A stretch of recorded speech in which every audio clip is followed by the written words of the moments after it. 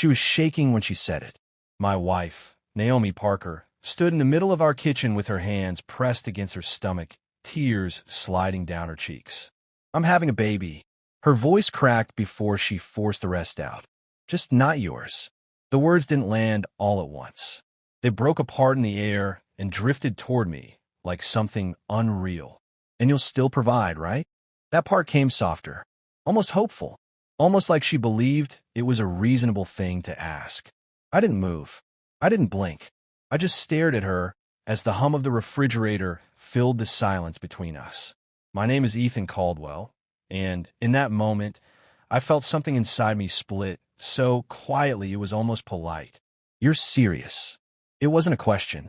It was the only sentence my brain could assemble. Naomi nodded. Her fingers tightened over her dress like she was bracing herself. I didn't plan it. Her voice trembled again. It just happened.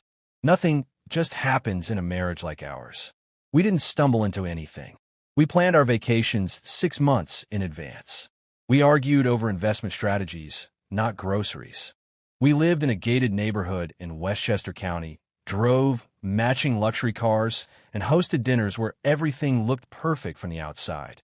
But perfection is quiet, and quiet things hide fractures. Ooh, the word came out sharper than I expected. Naomi hesitated. That hesitation told me more than the answer ever could. It doesn't matter, she whispered. It mattered.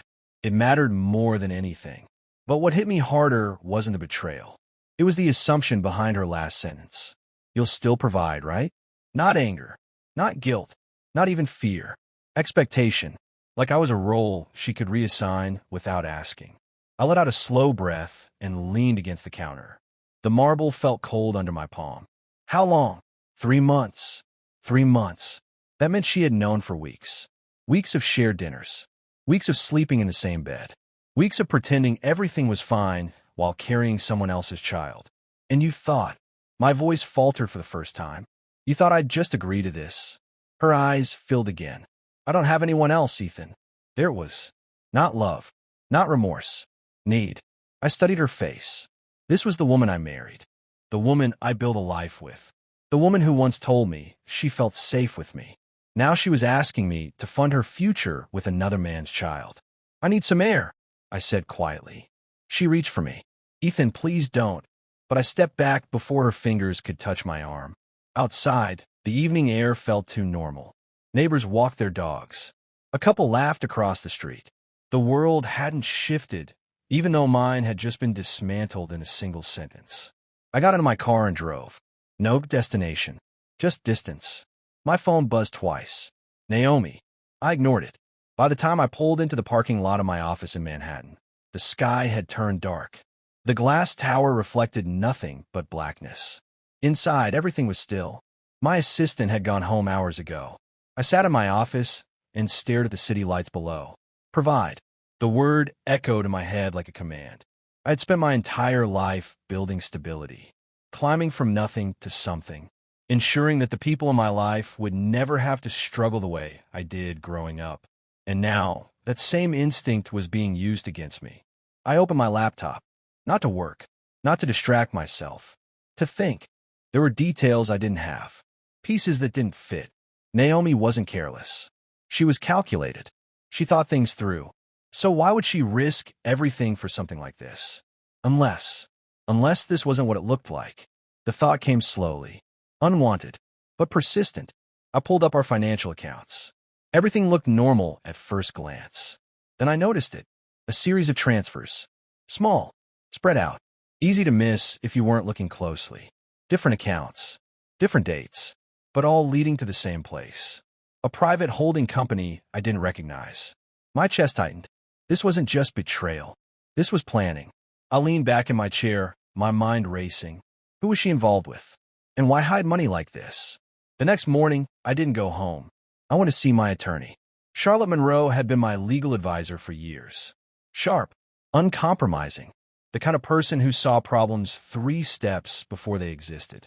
She listened without interrupting as I explained everything. When I finished, she folded her hands and looked at me carefully. This isn't just an affair. I figured that much. She nodded. The financial movements suggest intent. Intent for what? To separate assets before disclosure. The words settled heavily in the room. She's preparing for something, Charlotte continued. Possibly a divorce. Possibly litigation. I let out a bitter laugh. And she still expects me to fund her? Charlotte didn't smile. She expects you to react emotionally. I frowned. What does that mean? It means she believes you'll stay in a position where she maintains control. Control. That word hit harder than anything else. Naomi wasn't just asking for support. She was trying to keep me inside a system she had already started reshaping. So what do I do? Charlotte's eyes didn't waver. You stop reacting. That was easier said than done, but it was also the only thing that made sense. For the next week, I played my role. I went home. I spoke calmly. I didn't confront her about the money. Naomi seemed relieved. Careful, but relieved, like she believed the storm had passed. She talked about the baby more, about figuring things out, about moving forward. Every word sounded rehearsed. Every smile felt like strategy. Then came the night, everything shifted. She was in the shower when her phone lit up on the bedside table. I wasn't planning to look, but the name on the screen stopped me. Daniel. No last name, just Daniel. The message preview was enough. It's getting complicated. He doesn't suspect anything yet. My stomach dropped. I picked up the phone. Another message came through seconds later. Once the transfer is complete, we're clear. Transfer, not just money, something bigger. My hands tightened around the device. This wasn't about a baby. This was about leverage. The next day, I followed her. Not dramatically, not recklessly, carefully. She met him at a private office building downtown. Daniel Reeves, mid-30s, well-dressed, confident, the kind of man who didn't look like a mistake. They weren't arguing. They weren't emotional. They were calm. That was the worst part. Calm meant this had been planned for a long time. I watched from across the street as they walked inside together. Then I did something I hadn't done in years. I trusted my instincts completely. I called Charlotte. I need everything, I said. What kind of everything? Financial records, corporate ties, background checks, all of it. There was a pause. Then she answered, "Give me 48 hours. Those 48 hours felt longer than the entire week before them. When Charlotte called back, her tone had changed. Serious. Focused. I found something. I sat down slowly. Tell me, that holding company? Yeah. It's connected to Daniel Reeves. My jaw tightened.